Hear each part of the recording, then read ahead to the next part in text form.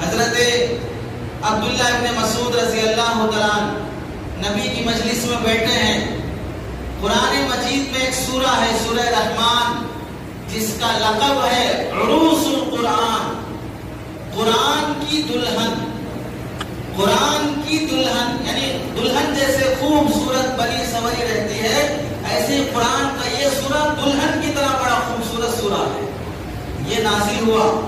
اللہ کے نبی صلی اللہ علیہ وسلم نے فرمایا تم میں سے کون ہے جو کافروں کے مجمع میں جا کے سورہ رحمان پڑھ کے سنا کے آئے.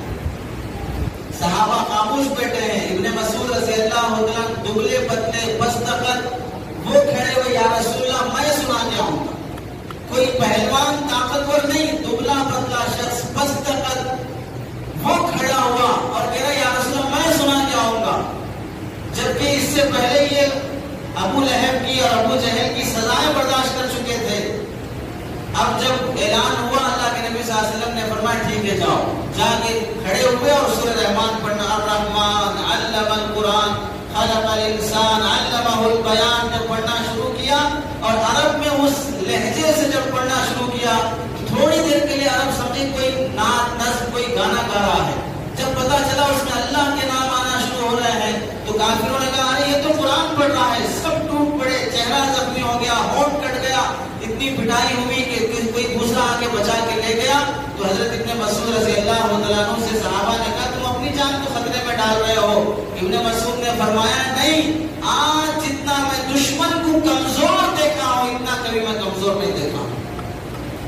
آج جتنا میں دشمن کو کمزور دیکھا ہوں اتنا میں کبھی کمزور نہیں دیکھا ہوں. دشمنوں کو معلوم ہے میں اکیلا ہوں اور میں چھوٹا ہوں، دبلا پتلا ہوں اور مجھے مارنے کے لیے یہ سب لوگ آ رہے ہیں. تو پتا چلا کہ مجھ سے ڈر گئے ہیں، پتا چلا مجھ سے ڈر گئے ہیں. اگر میری جگہ پر کوئی ہمت والا اور کوئی بڑا بہت طاقت والا اور اونچا پستر اونچا اور بڑا ہٹا کٹا ہوتا تو ان کی ہمت نہیں ہوتی. تو مجھے دیکھ کر مارنے کے لیے آنا یہ خود ان کی بزدلی کی علامت ہے کہ یہ کمزور ایسے مارو.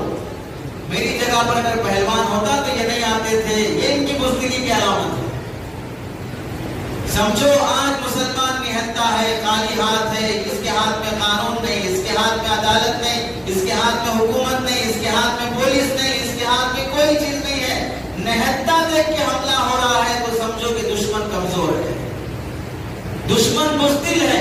تمہیں خالی ہاتھ دیکھ کر تم پہ حملہ کر رہا ہے. اگر تمہارے پاس بھی کچھ ہونا اور تمہارے پاس بھی کچھ ہوتا، اسے اس کا اندازہ ہوتا تو کبھی اس کی ہمت نہیں ہوتی کہ اس طرح کی پلاننگ کر سکے.